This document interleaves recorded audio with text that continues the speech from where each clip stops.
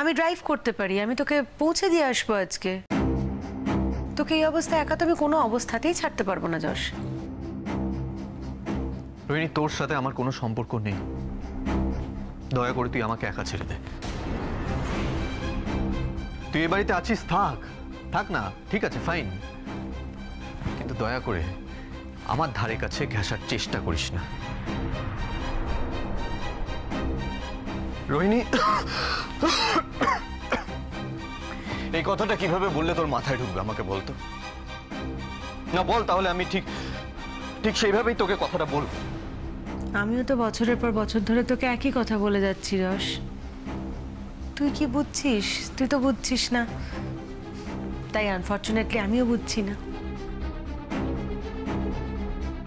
আর অতি কষ্টে আমি শাবনামা দেবদ্বীপের ওখান থেকে তোকে নিয়ে এসেছি, খুব কষ্টে, আর তোকে আমি একা ছাড়বো না। শোন রোহিণী, ওরা আমার কাছে নেই ঠিকই, ওরা ফিজিক্যালি আমার কাছে নেই ঠিকই, কিন্তু ওরা সব সময় প্রত্যেক মুহূর্তে আমার সাথে থাকে। বেরিয়ে যা আমার ঘর থেকে, বেরিয়ে যা আমার ঘর থেকে, যা। আমার দেরি হয়ে যাচ্ছে, আমাকে বেরোতে হবে, তুই বেরো। তোকে আমি এখান থেকে একা যেতে দেব না যশ, তুই যা খুশি করে নিতে পারিস। রোহিণী, আমার সব থেকে বেশি ক্ষতি হয় কখন জানিস তো, বা হয়েছে তোর ছত্র ছায়ায় থেকে। তাই তুই যদি চাস যে আমি ভালো থাকি, তাহলে আমাকে একা ছেড়ে দে।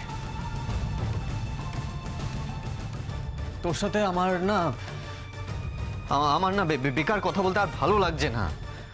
I am so dam irritated.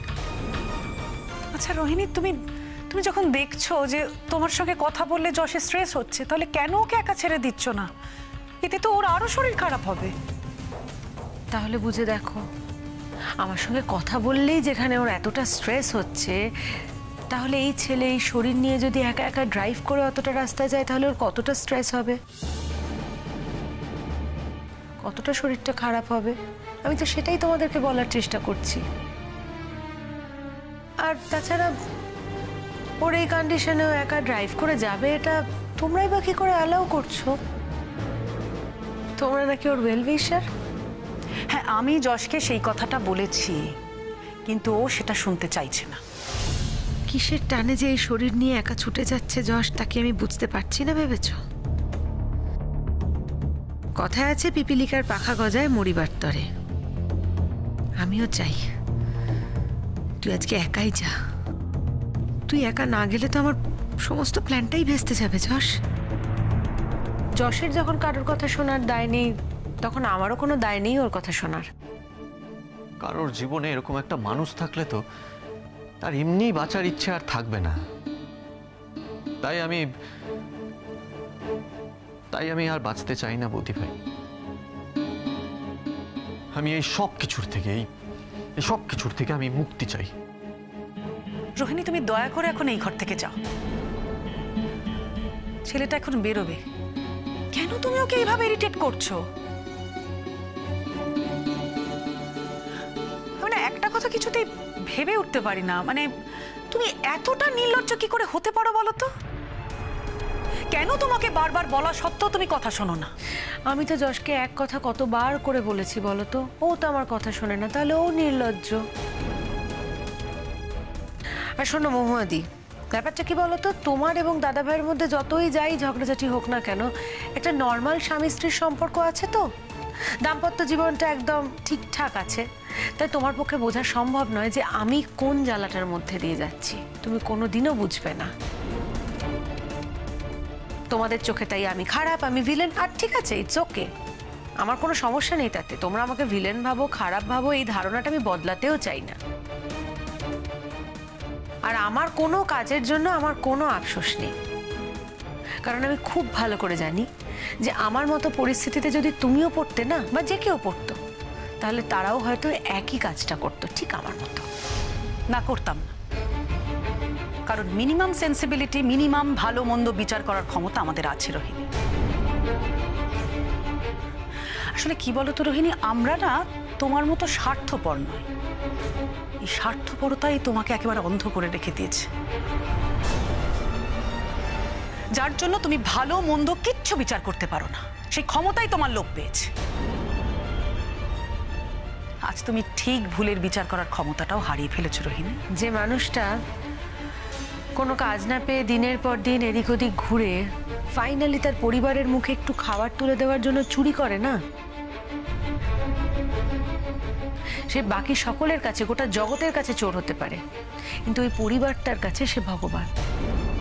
তাই কোন পরিস্থিতিতে কোন মানুষ ঠিক কি করে সেটা ভাবে জাজ করতে যেও না মহুয়াদি। দেখ রোহিণী, এখানে দাঁড়িয়ে দাঁড়িয়ে তোর সাথে তর্ক করার সময় বা ইচ্ছে কোনোটাই আমার নেই। তুই যেতে পারিস এখন এই ঘর থেকে। কি মুশকিলের ব্যাপার, তুই যদি শুরুতেই আমার কথাগুলো শুনে নিতি, আমারও তো এত কথা বাড়ানোর কোনো প্রয়োজন ছিল না।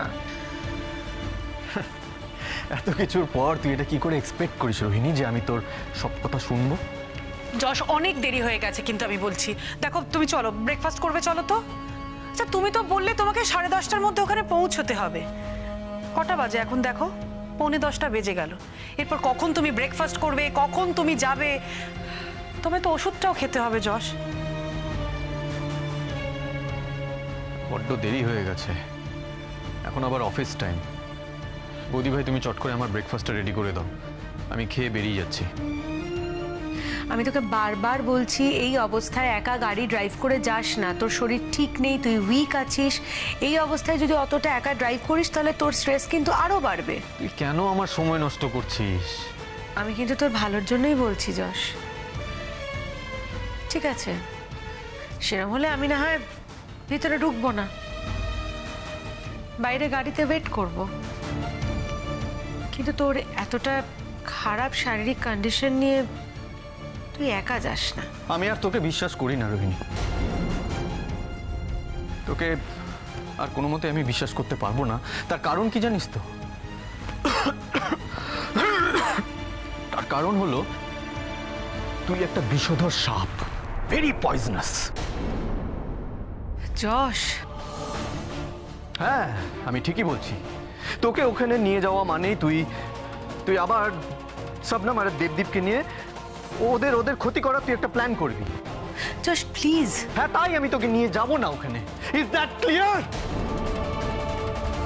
বৌদি ভাই, আমি নিচে যাচ্ছি, তুমি তাড়াতাড়ি এসে আমার ব্রেকফাস্টটা রেডি করে দাও।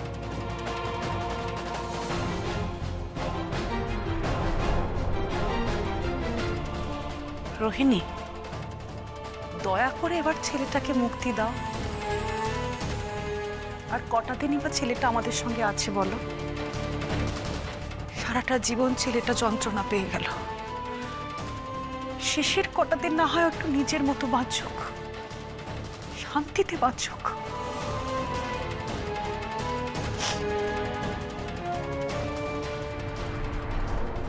তোর আমার হাত থেকে মুক্তি নেই যশ। যে যাই বলুক, তোর জীবনে আমি ছাড়া আর কেউ থাকবে না, আর এর জন্য আমাকে যা করতে হবে আমি তাই করব। যশ শুধুমাত্র রোহিণীর, আর কারণ না।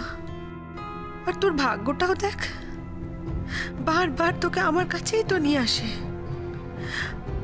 আমার কাছে আসবি বলেই তো তুই আজকে একা একা বেরোচ্ছিস। তুই নিজেও সেটা জানিস না।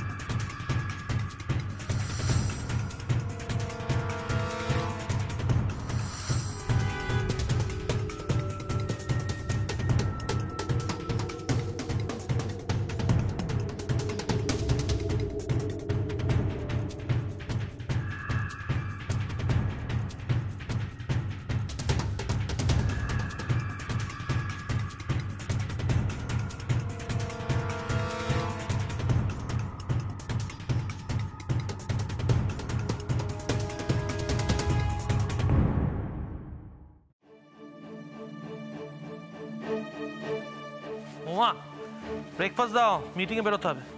এত তাড়া দেওয়ার তো কিছু নেই, ব্রেকফাস্ট টেবিলেই রয়েছে, দেখে নাও। আর তোমার তো মিটিং সেকেন্ড হাফে ছিল।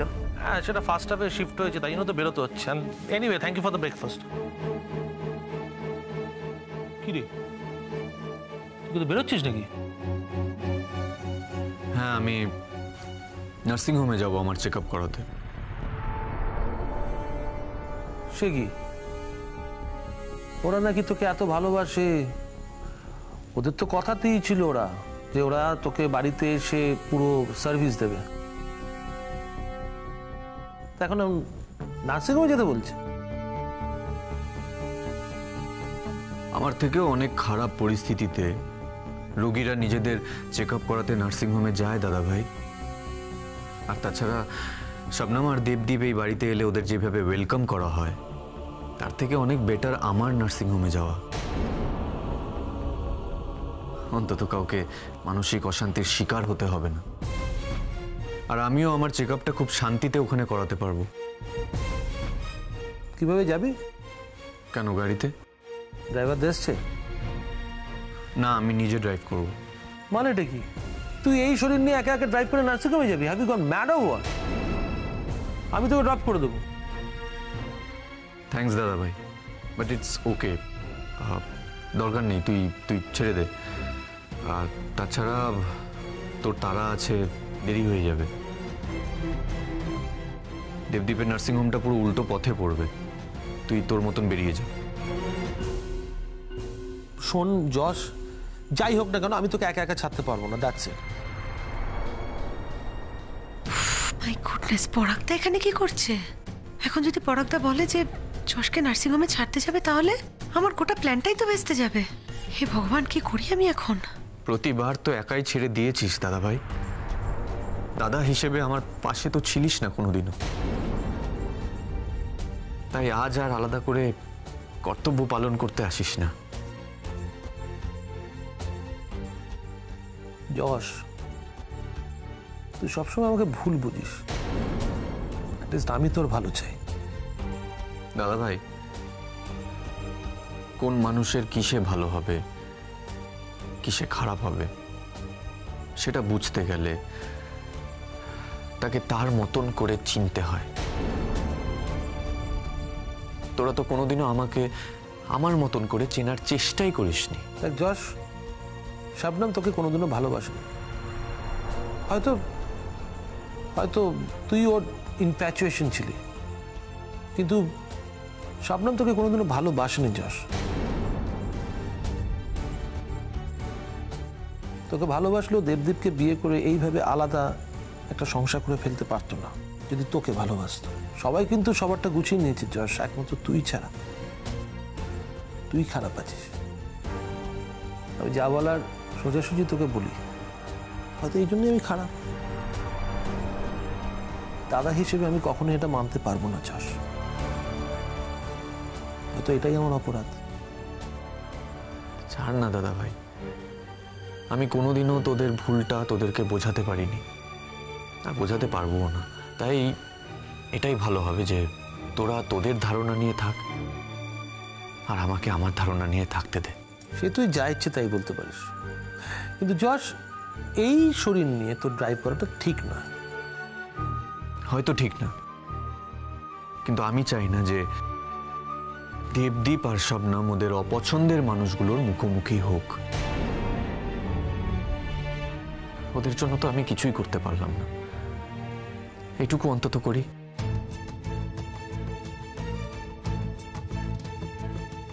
শবনম আর দেবদীপ যদি জানতে পারে যে তুমি একা ড্রাইভ করে গেছো, তাহলে কিন্তু ওরাও রাগ করবে।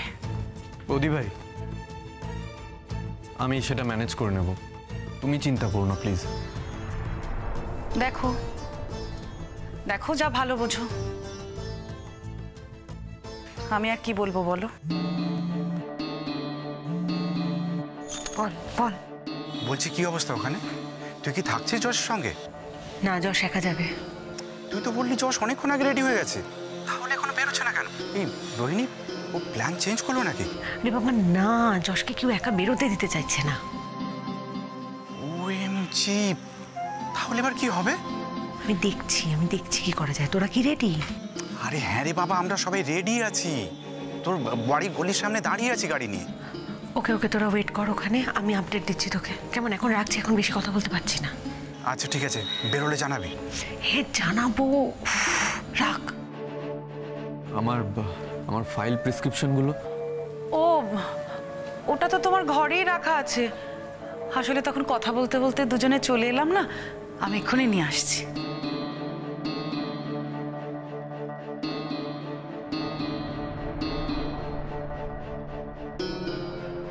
যশ, তোকে আমি আবারও বলছি, আমি না দাদা ভাই, তুই বেরিয়ে যা, তোর দেরি হয়ে যাচ্ছে। ও আমি বেরোচ্ছি। যশ, আমি তোকে লিফট দেবো সেই কথাটা তো শুনলি না। তাদের এই কথাটুকু শুনিস যে তুই দেবদীপকে একটা ফোন করে বল যে তোর বেরোতে দেরি হচ্ছে, ওখানে পৌঁছতে দেরি হবে। অন্তত সেটুকু করবি তো নাকি? আচ্ছা বলে দেবো আমি ওকে। আস্তে চালাস গাড়িটা। Take care of yourself. Bye by.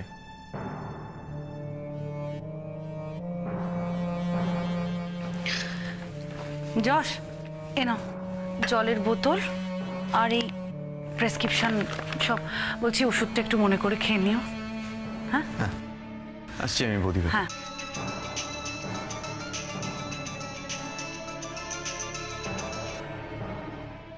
হ্যাঁ বলো। তুমি কি বেরিয়ে গেছো? না গো, আমার সত্যি একটু বেরোতে দেরি হয়ে গেল, তবে আমি চলে আসছি যত তাড়াতাড়ি সম্ভব। না না, শোনো শোনো শোনো, তাড়াহুড়ো করার কোনো দরকার নেই। আমার এখানে একটা পেশেন্টের কন্ডিশন একটু ডিটোরিয়েট করেছে, সেজন্য একটা মেডিকেল বোর্ড বসেছে। আমি সেখানে একটু ব্যস্ত হয়ে পড়বো, ঠিক আছে? তাই সেটা তোমাকে জানিয়ে দিলাম। ওকে, তাহলে আজ তেমন হলে ছেড়ে দাও, আমি পরে অন্য কোনো একদিন যাব। না না, মানে তোমাকে এসে হয়তো একটু বসতে হতে পারে, তাই তোমাকে জানিয়ে দিলাম। আর কোনো প্রবলেম নেই, তুমি এসো তুমি এসো। ইটস ওকে দেবদীপ, একদিকে ভালোই হলো। আসলে আমিও খুব তাড়াহুড়ো করছিলাম, এবার একটু ধীরে সুস্থে আসতে পারবো। আচ্ছা তুমি এসো, এসে হয়তো একটু ওয়েট করতে হতে পারে। আমি অপরাজিতাকেও বলেছি, ও চলে আসবে। এসে তুমি বসে ওর সাথে একটু কথাবার্তা বলো, ততক্ষণ আমি চলে আসবো। আর শোনো, সাবধানে এসো। ওকে, দেখা হচ্ছে। হ্যাঁ বাই।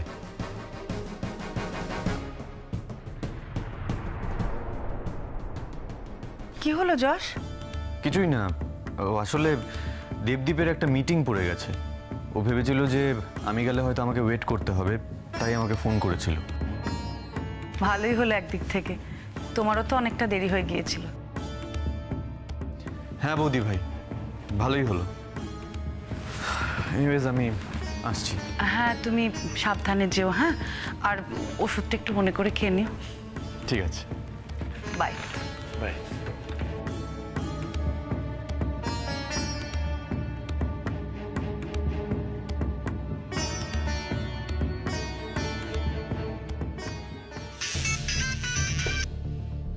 হ্যালো। বলছি এইমাত্র বেরোলো যশ। আচ্ছা, তুই তোর কাজটা করেছিস তো? আমি জলের বোতলে মিশিয়ে দিয়েছি, এবার জলটা খেলে হয়। না খেলে আমার কাছে অন্য প্ল্যানও আছে। শোন, যে করে হোক আমাদের কিন্তু আজকের মধ্যে কাজটা সেরে ফেলতে হবে। এরকম সুযোগ কিন্তু রোজ রোজ আমি পাবো না। তুই টেনশন কেন করছিস? তুই একদম টেনশন নিস না, আমার কাছে না অন্য প্ল্যানও রেডি। আজকের কাজটা করবই, কোনো চিন্তা করিস না, কোনো গন্ডগোল হবে না। না হলেই ভালো। শোন, আমি কাজটা করে তোকে ফোন করছি, কেমন? আচ্ছা ঠিক আছে, শোন তুই আমাকে অ্যাড্রেসটা টেক্সট করে রাখবি, কেমন? আমি হয়তো একটা দুটো দিন পারবো না, আমাকে এদিকটা একটু সামলে নিতে হবে। আমি দু একদিনের মধ্যেই আসছি। আচ্ছা ঠিক আছে, গাড়িটা আসছে বুঝলি, আমি রাখছি, বাই। ওকে ওকে, হ্যাঁ সাবধানে, বাই। কোথাও যাওয়ার কথা বলছিলে?